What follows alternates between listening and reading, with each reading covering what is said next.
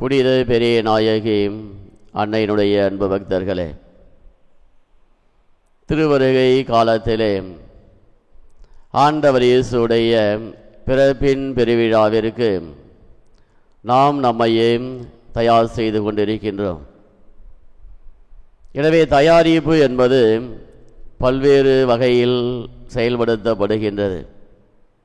அதில் முக்கியமாக கூற வேண்டுமென்றால், தவக்காலத்தில் நாம் தயாரிப்பதை விட திருவருகை கால தயாரிப்பு என்பது மிகவும் ஒரு முக்கியத்துவம் வாய்ந்ததாக கருதப்படுகின்றது. காரணம், ஆண்டவர் இயேசுடைய பிறப்பினுடைய பெருவிழா.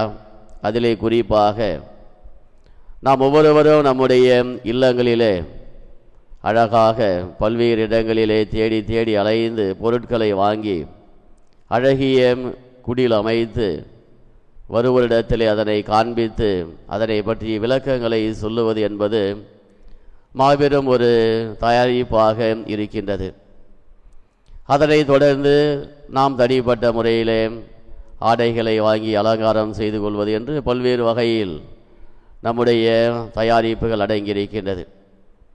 எனவே அதனை அடுத்து பாவ சங்கீர்த்தனம், பாவ அறிக்கை, திருச்சபை அளவிலே தியானங்கள் என்று பல்வேறு வகையில் நம்முடைய தயாரிப்புகள் உள்ளடங்கி இருக்கின்றது.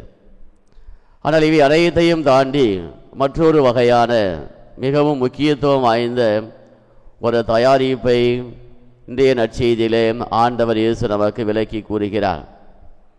அது எந்த தயாரிப்பு என்று பார்க்கின்ற பொழுது, ஒவ்வொரு நாளும் நம்முடைய வாழ்வானது பிறருக்கு ஒரு முன்னோட்டமான ஒரு வாழ்வாக மாற வேண்டும் என்பதை ஆண்டவர் இயேசு நாளிலே நமக்கு எடுத்துரைக்கின்றார்.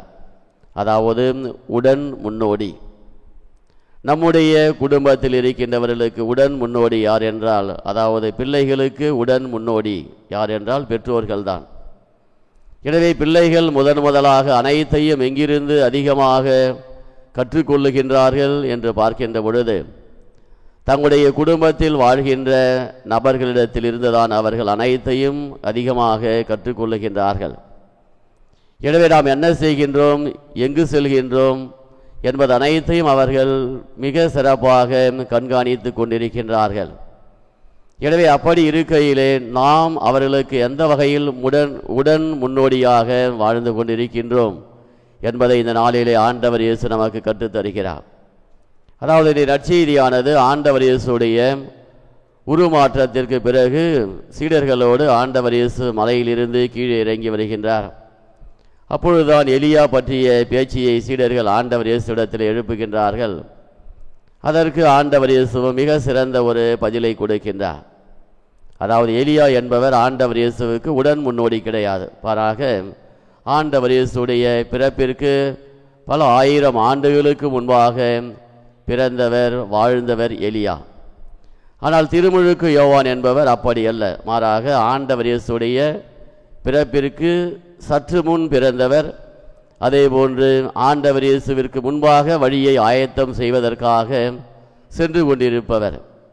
எனவே அப்படி இருக்கையிலே எலியாவிற்கு இருந்த பொறுப்புகளை விட திருமுழுக்கு யோவானிடத்திலே அதிக பொறுப்புகள் ஒப்படைக்கப்பட்டிருக்கின்றது. காரணம், தனக்கு பின்னாலேயே வந்து கொண்டிருக்கின்ற ஆண்டவர் இயேசுவுக்கு தான் எந்த வகையில் முன்னோடியாக இருந்து வழியை ஆயத்தமாக்குகின்றோம், அல்லது மக்களுடைய வாழ்வில் எந்த அளவிற்கு ஒரு நம்பிக்கையை ஊட்டுகின்றோம் என்ற அளவிற்கு திருமுழுக்கு யோவானுடைய வாழ்வானது அமைய வேண்டும். அதைத்தான் அவரும் தன்னுடைய வாழ்விலே முழுக்க செய்து காட்டினார். எனவே அதே போன்று ஆண்டவர் இயேசுடைய படி வாழ்வையும் எடுத்துக்கொள்ளுகின்ற பொழுது தன்னுடைய சீடர்களுக்கு அவர் எப்படி ஒரு உடன் முன்னோடியாக வாழ்ந்தார். அதிகாலையில் கருக்களோடு எழுந்து ஜெபிக்க சென்றார். மேலுமாக தன்னுடைய சீடர்களை தனியாக அழைத்து அவர்களோடு உரையாடினார். அதனைத் தொடர்ந்து இருவராக அவர்களை நற்செய்தி பணி ஆற்றுவதற்காக அனுப்பி வைக்கின்றார். இவையெல்லாம் ஆண்டவர் இயேசு அவர்களோடு உடனிருந்து அவர்களுக்கு வழிகாட்டுகின்ற நெறிமுறைகளை நமக்கு எடுத்துரைக்கின்றது. எனவே இந்த திருவருகை காலம் என்பது ஏதோ நாம் நம்முடைய பழைய வாழ்விலிருந்து ஒரு மனமாற்றத்திற்கான ஒரு காலமாக மட்டுமல்லாமல் ஒவ்வொரு நாளும் என்னோடு பயணம் செய்ய இருக்கின்ற எனக்கு பின்னால் வருகின்ற சந்ததிகளுக்கு நான் எந்த அளவிற்கு ஒரு உடன் முன்னோடியாக இருந்து ஒரு முன் உதாரணமாக இருந்து என்னுடைய வாழ்வை அமைத்து கொள்கின்றேன் என்பதிலும் அமைந்திருக்கின்றது என்பதை இந்த நாளிலே ஆண்டவர் இயேசு நமக்கு சுட்டி காட்டுகின்றார். எனவே இயேசுவில் அனுபவிக்க சகோதர சகோதரிகளே, நம்முடைய சமுதாயத்திற்கு, என்னுடைய தெருவில் வாழ்கின்ற மனிதர்களுக்கு நான் தான் அங்கே உடன் முன்னோடி. எனவே நான் வாழ்கின்ற பகுதியிலே நான் எப்படி வாழ்கின்றேன், எந்த வார்த்தைகளை பேசுகின்றேன் என்பதெல்லாம் உள்ளடங்கி இருக்கின்றது. எனவே இதிலிருந்து பல நம்மிடத்திலிருந்து கற்றுக்கொள்ளுகின்றார்கள். எனவே அப்படி இருக்கையிலே நம்முடைய வார்த்தைகள் நீதி நெறிகள் நிற்க ஒரு வார்த்தைகளாகவும் நம்முடைய செயல்பாடுகள் உண்மைக்கு ஏற்ற ஒரு செயல்பாடுகளாக அமைகின்ற பொழுது நமக்கு பின் வருகின்ற சந்ததியானது நம்மிடத்திலிருந்து நல்லதை கற்றுக்கொள்ளுகின்றது என்கின்ற சிந்தனையோடு நாம் ஜெபிப்போம். ஆமீன்.